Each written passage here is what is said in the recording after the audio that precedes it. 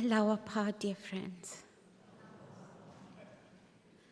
We bow our heads in humble gratitude to Abdu'l-Bahá for enabling us to be here in this holy, this blessed, this snow-white spot, in the presence of the Universal House of Justice, to commemorate the centenary of the Ascension of our beloved Master. We turn our thoughts to every heart connected to Abdu'l-Bahá throughout the world and say to them in the words of Varga, the martyr, Joye hame khali. The presence of each of you is missed. When the sun of Baha set on that fateful May night in 1892, those moments of inconsolable grief, that period of our history known as the supreme affliction, from that anguish of parting with Baha'u'llah, arose the majestic figure of Abdu'l-Bahá, whom Baha'u'llah had by his very own pen designated as the interpreter of his word, as the center of his covenant, thus restoring the light of hope and inaugurating the process that guarantees the realization of the ultimate purpose of Baha'u'llah's revelation, the unification of the entire human race, the establishment of the kingdom of God on earth. The appointment of Abdu'l-Bahá as the center of the covenant is as clear as day. In the Kitab-i-Aqdas, the most weighty and sacred of all works of Baha'u'llah, he states, when the ocean of my presence hath ebbed, and the book of my revelation is ended, turn your faces towards him whom God had purposed, who had branched from this ancient root. O people of the world, when the mystic dove will have winged its flight from its sanctuary of praise and sought its far-off goal, its hidden habitation, refer ye whatsoever ye understand not in the book to him who had branched from this mighty stock. In the Kitab-e-Ahd, the book of Baha'u'llah's covenant, the Blessed Beauty states, we have bequeathed to our heirs an excellent and priceless heritage. Consider that which we have revealed in our most holy book. When the ocean of my presence hath ebbed and the book of my revelation is ended, turn your faces towards him who God had purposed, who had branched from this ancient root. The object of this sacred verse is none except the most mighty branch. So it is crystal clear. The Blessed Beauty leaves no room for doubt. He further said, we have sent him down in the form of a human temple. They who deprive themselves of the shadow of the branch are lost in the wilderness of error, are consumed by the heat of worldly desires, and are of those who will assuredly perish. Friends, whatever any writer or speaker or filmmaker presents to describe Abdu'l-Bahá, he remains for now and always the mystery of God. Baha'u'llah himself gave him that title. Even though he is beyond the capacity of our mortal minds, let us reflect on some glimpses of his life, to even for the smallest degree to unravel this mystery of God, this most great favor, this most perfect bounty gifted by Baha'u'llah to mankind. Abdu'l-Bahá was born on that never-to-be-forgotten night when the Bab declared his mission to Mullah Hussein in the upper chamber of his house in Shiraz. the 23rd of May, 1844, marked the birth of the Baha'i dispensation, the inauguration of the Baha'i era, and the birth of Abdu'l-Baha. Hence, at the very inception of the Baha'i era, the instrument in the person of Abdu'l-Baha that would ensure its ultimate victory was born to the world. Remember, friends, he was only 9 years old when he heard on the stairs of the Siyah Chal the voice of Baha'u'llah instructing that he be taken out immediately. He was permitted to wait in the prison yard until the prisoners were brought out for an hour of fresh air. When Abdu'l-Baha saw his father, his neck bruised and swollen, his back bent with the weight of the chains, he fainted and was carried home unconscious.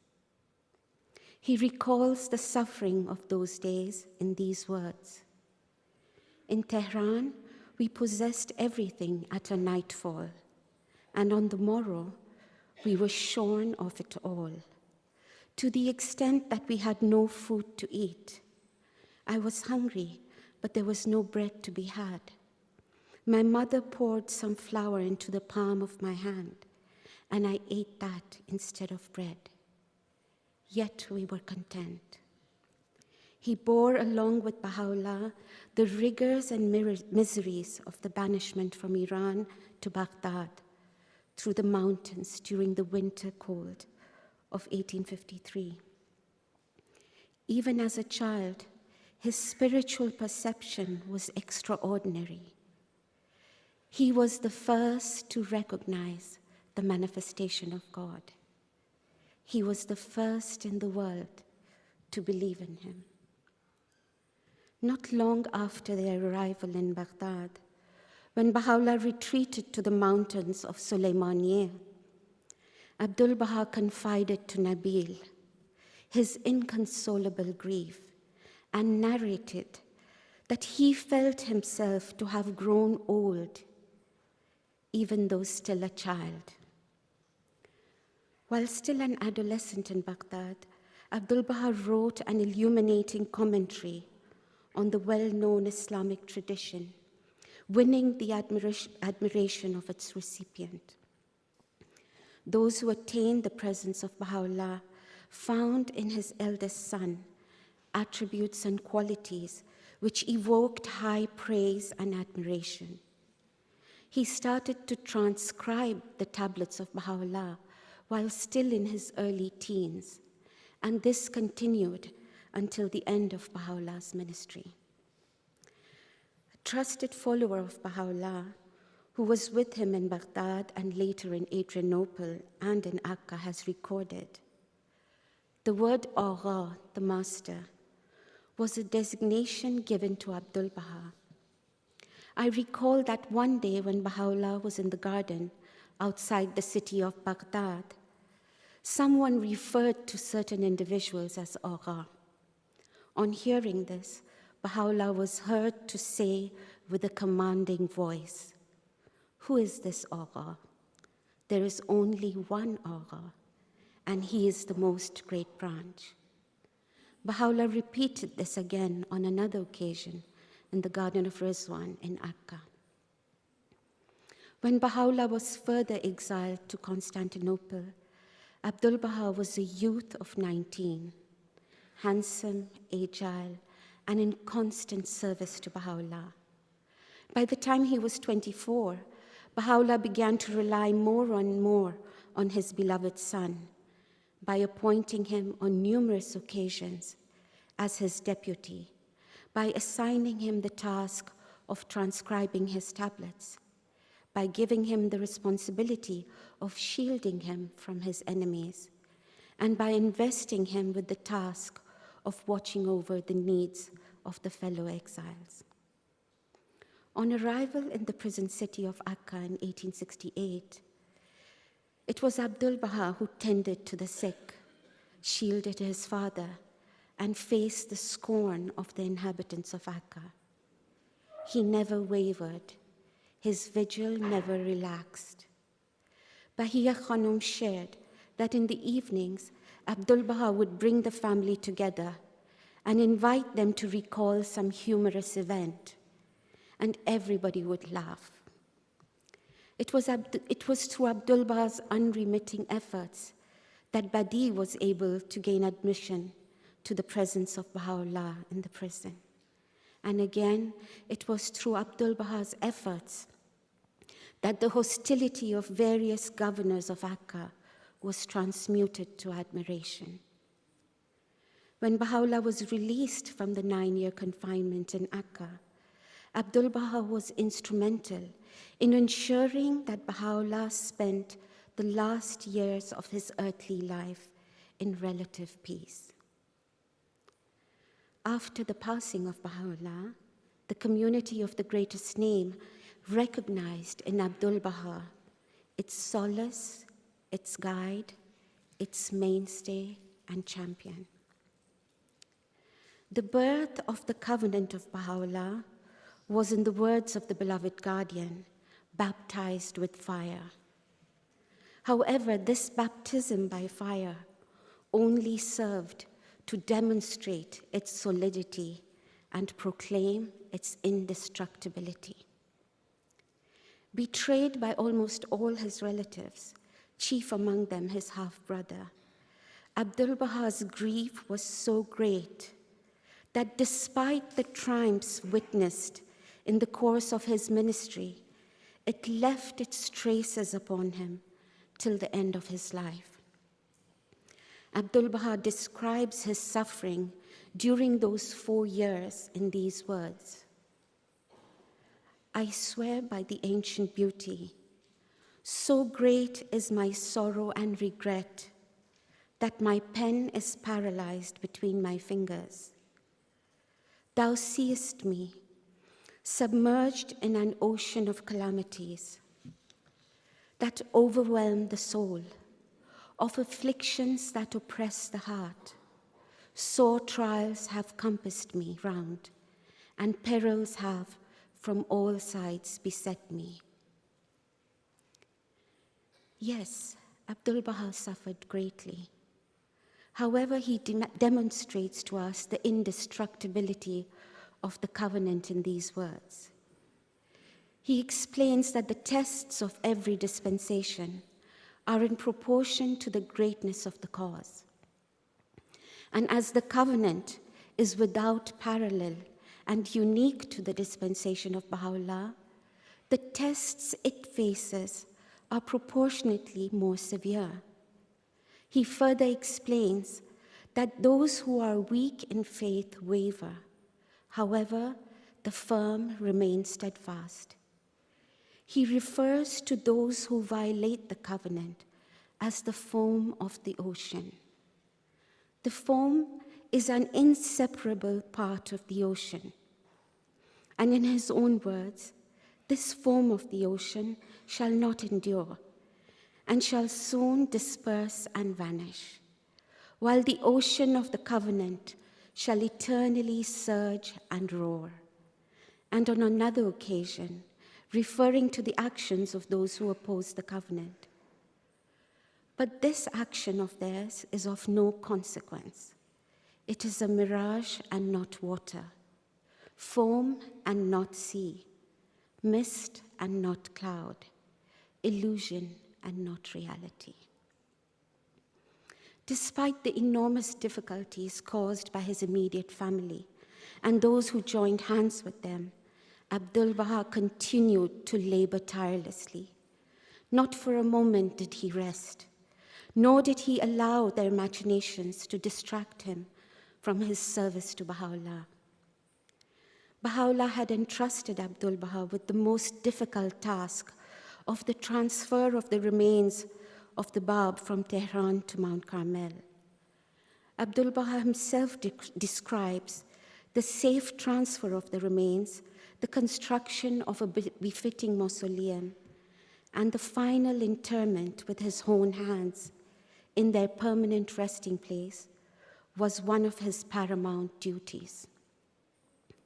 We know the story of how he overcame the challenges to purchase the piece of land that would serve as an access route to the site. At one point of the negotiations, there seemed to be no solution. Abdu'l-Bahá said, "One night, I was so hemmed in by my anxieties that I had no other recourse than to recite and repeat over and over again a prayer of the Bab which I had in my possession, the recital of which greatly calmed me." He later spoke of what eventuated. The next morning, the owner of the plot himself came to me, apologized, and begged me to purchase that property. During this especially difficult time, only a year after the passing of Baha'u'llah, Abdu'l-Bahá, in a verse he revealed, foreshadowed the establishment of the cause in the North American continent. It was Abdu'l-Bahá himself who testified that the establishment of his father's faith in North America is ranked as the most outstanding objective of his ministry. He subsequently addressed to the American Baha'i community his tablets of the divine plan, investing America with spiritual primacy and singling it out for the world mission of planting the banner of the faith in all continents, countries, and islands of the globe. Right from the early years of his ministry, letters poured in from the East and the West. His days are described in these words: "Comfort and peace had become impossible. The few hours of rest and relaxation that had previously been available to him now became completely out of the question." During these times, Abdu'l-Bahá wrote to one of the believers, "It is dawn, and the fingertips, the eyes, the back, the knees, and arms, even every strand of hair, are so exhausted and weary as to be beyond description. From sunset till now, this pen has been in motion, and therefore consider and judge with fairness the intensity of love with which Abdu'l-Bahá's heart is connected with those of the friends of God. Thus, if there has been a delay in response, or if the handwriting resembles the intertwined strands of curly hair, it is not my fault, but the fault of the overly long and darksome night." At this time of the commemoration of his passing, when we are collectively calling Abdu'l-Bahá to mind, perhaps we can spend a few minutes to look at the relationship between Baha'u'llah and Abdu'l-Bahá. In one of his tablets, Baha'u'llah refers to Abdu'l-Bahá as, "O thou who art the apple of mine eye." In a prayer revealed in Abdu'l-Bahá's honor, Baha'u'llah supplicates, "Thou knowest, O my God, that I desire for him not except that which thou dost desire, and have chosen for him no purpose save that which thou hast intended for him. Render him victorious, therefore, through thy hosts of earth and heaven." In the tablet of the land of Ba, revealed on the occasion of Abdu'l-Bahá's departure from Akka to Beirut, Baha'u'llah thus describes his separation from his beloved son. "Praise be to him who hath honored the land of Ba through the presence of him around whom all names revolve. From behind the gate of the prison city there hath appeared, and above its horizon there hath shone forth the orb of the beauty of the great, the most mighty branch of God, his ancient and immutable mystery, proceeding on its way to another land. Sorrow, therefore, had enveloped this prison city, whilst another land rejoiceth. And further on in the same tablet, blessed, doubly blessed is the ground which his footsteps have trodden, the eye that had been cheered by the beauty of his countenance, the ear that had been honored by hearkening to his call. And Baha'u'llah concludes with these poignant words: "We beseech God, blessed and exalted is he, that he may honor us with meeting him soon." There are several accounts that reflect the deep love Baha'u'llah had for his son. One of the distinguished early believers has written in his memoirs, describing a visit by Baha'u'llah to the garden of Junayn. In the afternoon, when Abdu'l-Baha joined the friends in the garden, Baha'u'llah is recorded to have said, "The master is coming, hasten to attend him." On those days, Baha'u'llah used to sow the seeds of loyalty and servitude toward him whom God had purposed in the hearts of the believers, and explain the lofty station and hidden reality of the master to all. Attended by everyone, Abdu'l-Baha came with great humility into the presence of the Blessed Beauty. Then the tongue of grandeur uttered words to this effect: "From morning until now, this garden was not pleasant, but with the presence of the Master, it has become truly most delightful." Then turning to the Master, he remarked, "You should have come in the morning." Abdu'l-Baha responded, "The governor of Akka and some residents had requested to meet with me. Therefore, I had to receive and entertain them." Baha'u'llah, with a smiling face, said, "The Master is our shield. Everybody lives here in the utmost comfort and peace. Association with the outside people as these is very, very difficult. It is the Master who stands up to everything and prepares the means of comfort for all the friends. May God protect him from the evil of the envious and the hostile." We recognize that the most great characteristic of Baha'u'llah's revelation is the appointment of the center of the covenant. In order to ensure the continued progress of the cause of God, after his ascension, Baha'u'llah ordained the instrument of the covenant and invested it with indisputable authority. Abdu'l-Baha describes the power of the covenant as the pivot of the oneness of mankind, as the heat of the sun that promotes the development of all created things, and that it shall heat every freezing soul, that the light of the covenant is the educator of the minds, the spirits, the hearts, and the souls of men, and shall bestow light upon everything that is dark. That one who resolutely promulgated the covenant, should he be as insignificant as an ant, would be able to drive away the elephant from the arena. Friends, how difficult it is for us to understand Abdu'l-Baha, the center of his covenant, this mystery of God. However, at this moment, when the House of Justice has brought us together to reflect on Abdu'l-Baha, it is helpful for us to look at the words of the beloved guardian. He affirms in the Kitab-e-Aqdas, the Kitab-e-Ahd, and the Surah of Qusd that these invest Abdu'l-Baha with a power and surround him with a halo which the present generation can never adequately appreciate.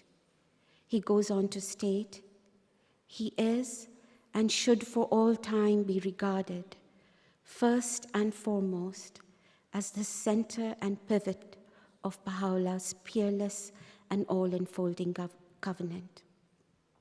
His most exalted handiwork, the stainless mirror of his light, the perfect exemplar of his teachings, the unerring interpreter of his word, the embodiment of every Baha'i ideal, the incarnation of every Baha'i virtue, the most mighty branch sprung from the ancient root, the being round whom all names revolve, styles and titles that are implicit and find their truest, their highest, and fairest expression in the magic name Abdu'l-Bahá. He is, above and beyond these appellations, the mystery of God, an expression by which Baha'u'llah himself has chosen to designate him, and which indicates how in the person of Abdu'l-Bahá, the incompatible characteristics of human nature and superhuman knowledge and perfection have been blended and are completely harmonized. Abdu'l-Bahá describes himself, however, in these words: "My station is the station of servitude, a servitude which is complete, pure, and real, firmly established, enduring, obvious, explicitly revealed, and subject to no interpretation whatever. I am the interpreter of the word of God, and such is my interpretation." And in another place, Abdu'l-Bahá says, "No melody can fill this yearning soul with such joy and rapture as the call of O Abdu'l-Bahá, and no sweet accents warbled by the birds of the orchards can thrill my heart with such delight as the dulcet tune of O Abdu'l-Bahá. This melody causeth my heart to leap with joy, and these wondrous words fill me with blissful rapture, but only on condition that the name be accompanied by no other epithets of praise, and paired with no other titles. The designation should be Abdu'l-Bahá alone, for it to bestow boundless joy upon my heart and soul. This is my qualification and my station. This is my title and my glory. And this indeed is my highest aspiration throughout eternity." It is clear to us that we cannot separate the person of Abdu'l-Bahá from his servitude to Baha'u'llah. Abdu'l-Bahá exemplified his revelation.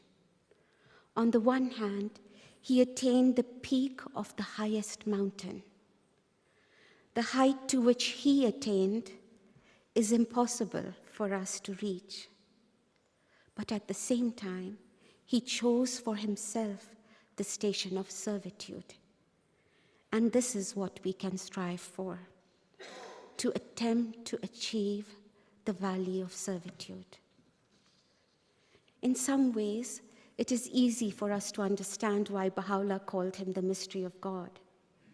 He is so lofty and grand, and at the same time, so lowly and humble.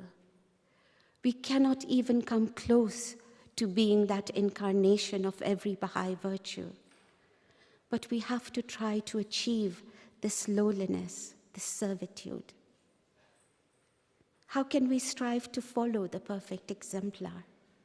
Not just as individuals, but as families, as institutions, as communities.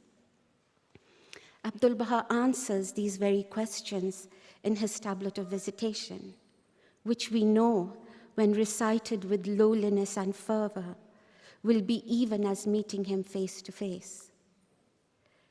In the tablet, we find ourselves standing at his door and beseeching him, saying, "Lowly and tearful, I raise my suppliant hands to thee. Graciously look upon thy servant, humble and lowly at thy door.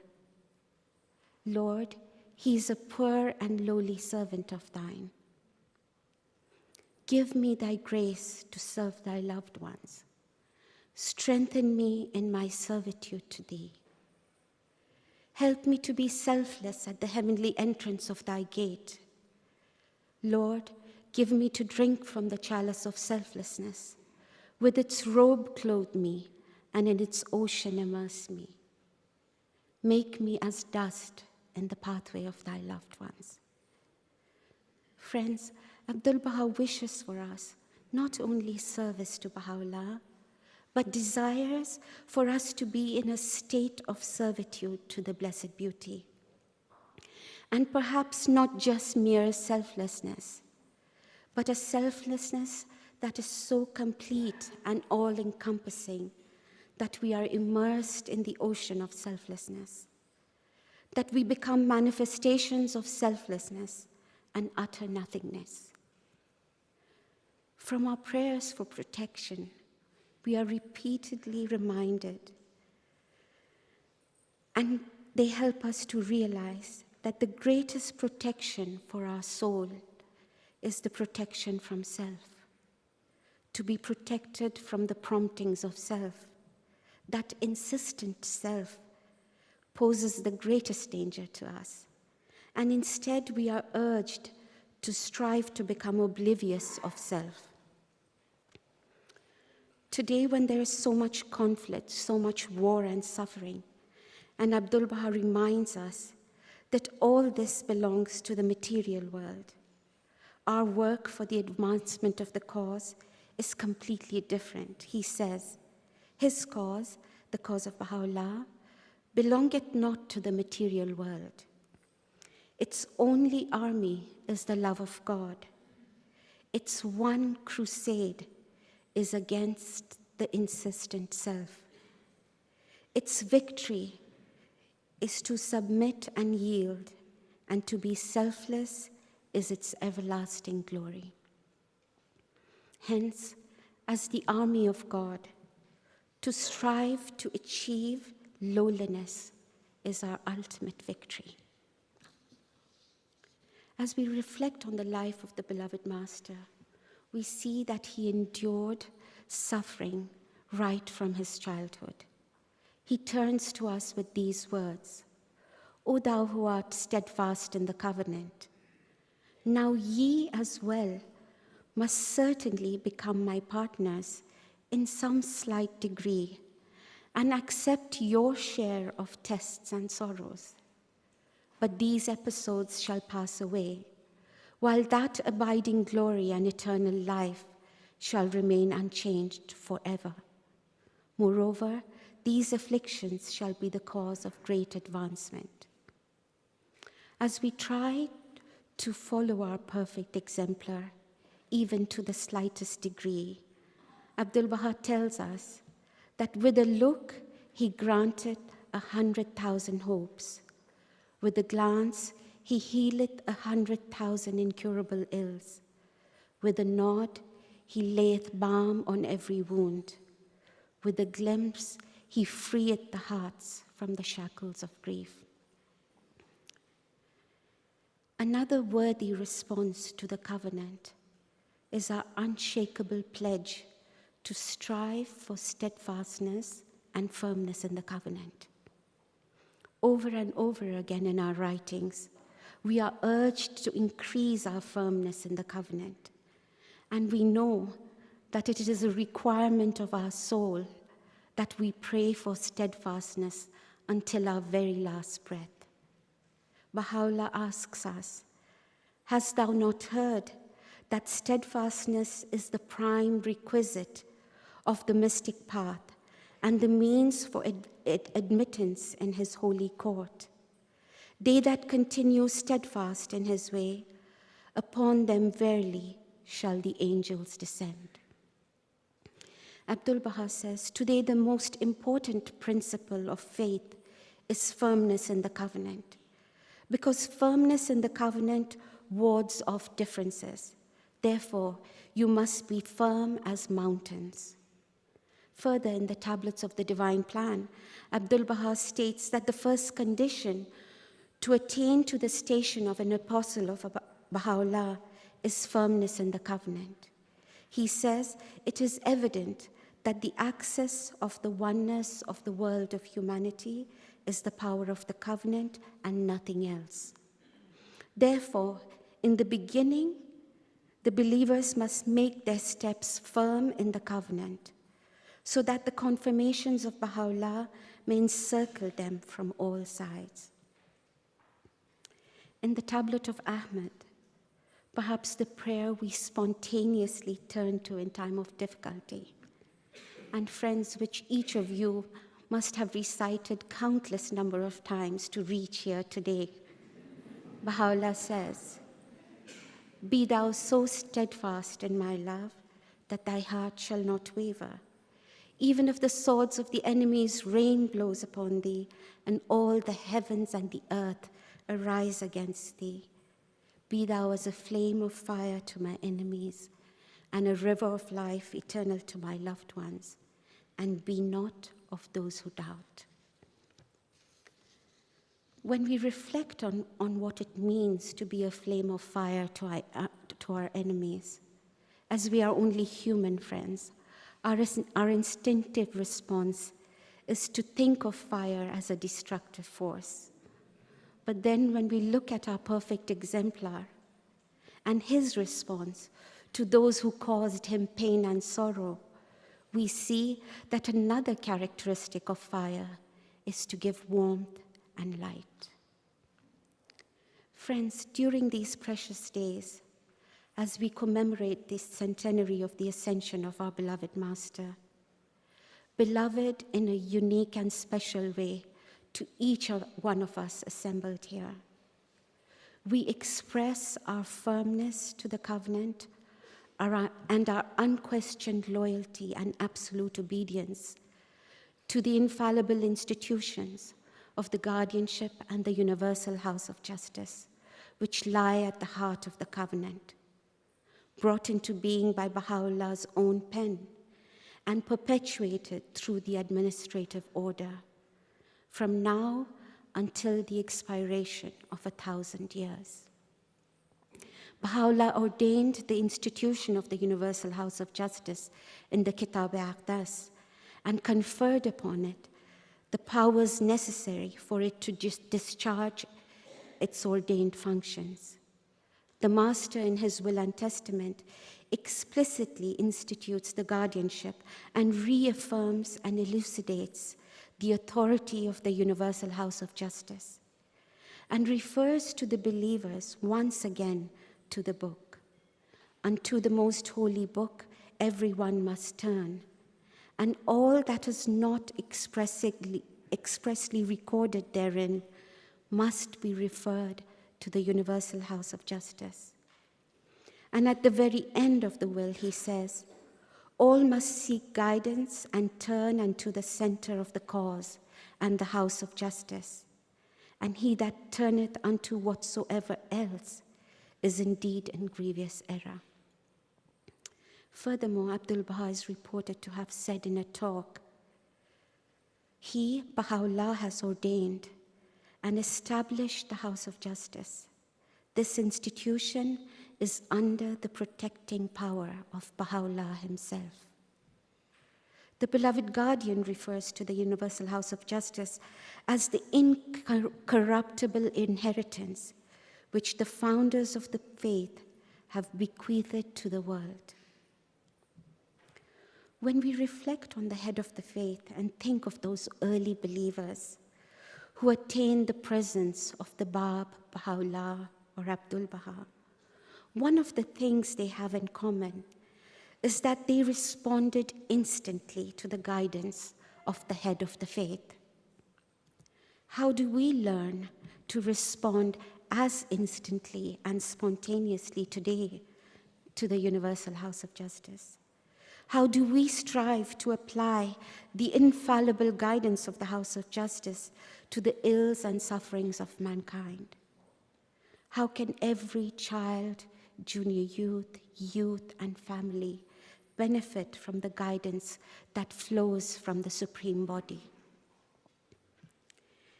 In conclusion, friends, those of us present here, teachers of the cause and administrators, each of us a guest of the Universal House of Justice, What an inestimable privilege it is to be present here on the holy mountain, in such close proximity to the two holiest shrines.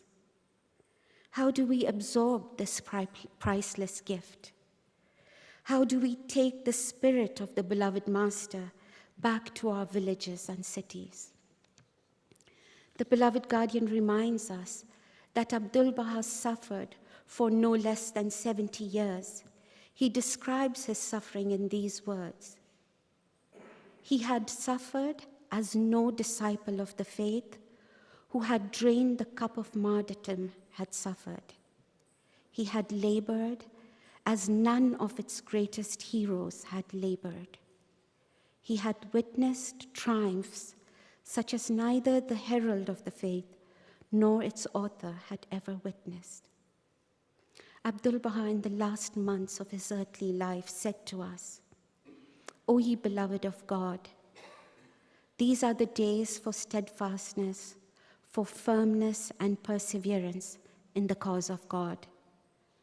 The friends of God must arise with such steadfastness that if at any moment 100 souls like Abdu'l-Bahá become the target for the arrows of affliction, they will not shift or waver in their resolve, their determination, their enkindlement, their devotion and service to the cause of God. O ye lovers of God, this verily is my last wish and my admonition unto you."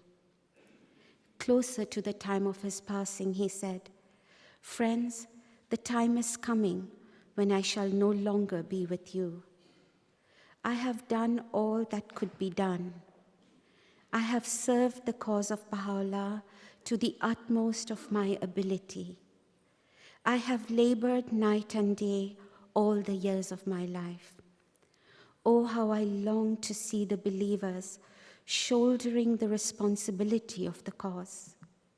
My days are numbered, and save this, there remains none other joy for me." What responsibilities of the cause can each of us shoulder? How can we conscientiously persevere in our service to his cause? How can we tirelessly serve Baha'u'llah as Abdu'l-Bahá did? It is recorded that Abdu'l-Bahá said, "In all our endeavors to serve Baha'u'llah, divine confirmations are wholly dependent on action." He said, "The hosts of divine blessings are poised behind this very window, waiting for you to act. If you do not enter the arena of service, of what use are the hosts of heavenly confirmation? If the commander of the army remains idle and passive, how can the army achieve victory?"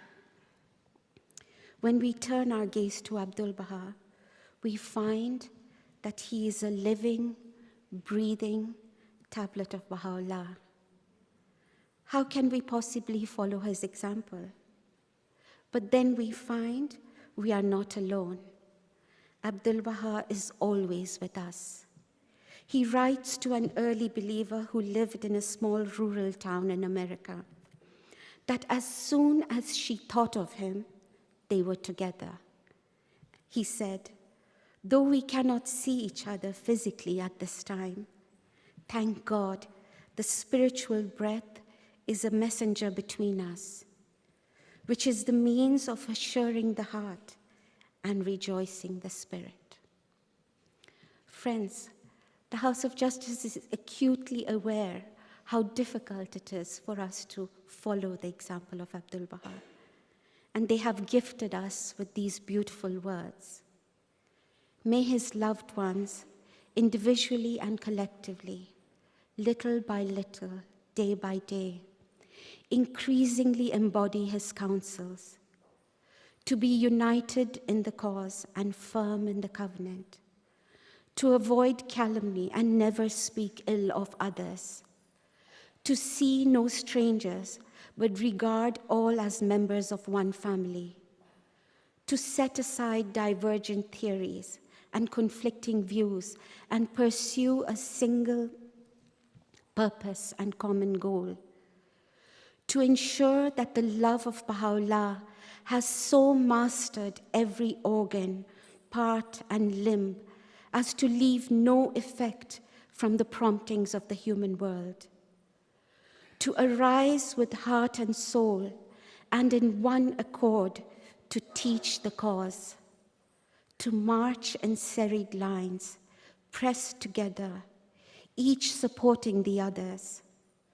To cultivate good character, perseverance, strength, and determination.